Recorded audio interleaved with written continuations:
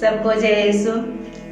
संसार में कुछ त्योहारों को महान पुरुषों के जन्म दिवस के रूप में भी मनाया जाता है। धरती पर प्रभु यीशु के जन्म के खुशियों में यह पर्व सारे विश्व भर में हर्ष उल्लास के साथ मनाए जाते हैं। क्रिसमस की खुशियां हमारे जिंदगी में एक अनुभव के रूप में नहीं अपनाने से क्रिसमस का कोई महत्व नहीं रह जाता। क्रिसमस को अनुभव करने के लिए हमको क्या करना चाहिए?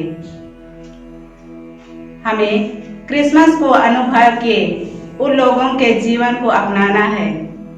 वे बहुत ही महत्वपूर्ण है। भेड़ों को चराने के लिए चरागाह में रहे उन गडरिये लोग तो नन्हे बालक मसीह को मिलने के लिए जाते समय उन गडरियों के मनोभावों को हम अपने जीवन में अपनाना चाहिए। पालन करना, जैसा ही उनके जिंदगी में ईश्वर कुछ कार्य करने के लिए प्रेरणा मिलते समय वे शीघ्रता ही ईश्वर कृपा को उत्साही रूप से करते हैं।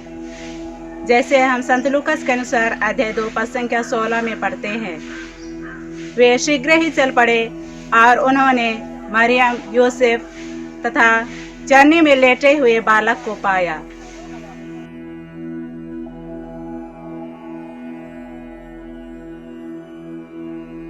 विश्वास, संत लूकास के अनुसार अध्याय 2 पद संख्या 12 में हम पढ़ते हैं, या आप लोगों के लिए एक पहचान होगी, आप एक बालक को कपड़ों में लपेटा और चरनी में लिटाया हुआ पाएंगे।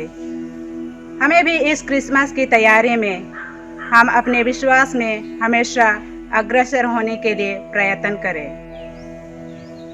त्याग, अंधेरे के रात में उन लोगों ने भेड़ों के साथ सुखमय जीवन बिताया करते थे, लेकिन इन संसार के सभी सुखों को ठुकराते हुए अपने अनंत जीवन को आमंत्रित करते हुए मुक्तिदाता की ओर चल पड़े। हम भी अपने जीवन को देखें और परखें कि वे हम लोगों के लिए एक अच्छा चुनौती देते हैं।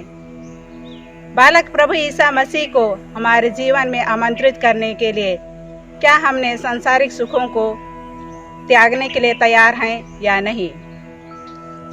संत लूकास के अनुसार अध्याय 2 पद संख्या 15 में हम पढ़ते हैं, स्वर्गदूत उनसे विदा होकर स्वर्ग चले गए।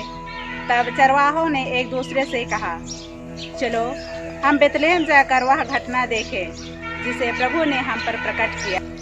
इसमें हम यह देखते हैं कि वे एक अकेले में ही नहीं बल्कि सब मिलजुल कर बालक यीशु को मिलने के लिए जाते हैं।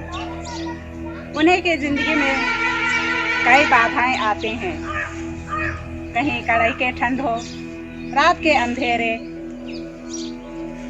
हिंसा के जीव-जंतुओं के आक्रमण हो, कुछ भी उनके लिए एक बाधा बन के नहीं रहते हैं। समर्पित करना, गडरिये लोगों ने अपने मेहनत से बहुत ही रमणीय और उत्तम चीजों को भेड़ों में से चुनकर बालक यीशु को समर्पित किया। आज बालक यीशु को समर्पित करने के लिए मैंने अपने मेहनत से किस पुण्य को अपनाया है?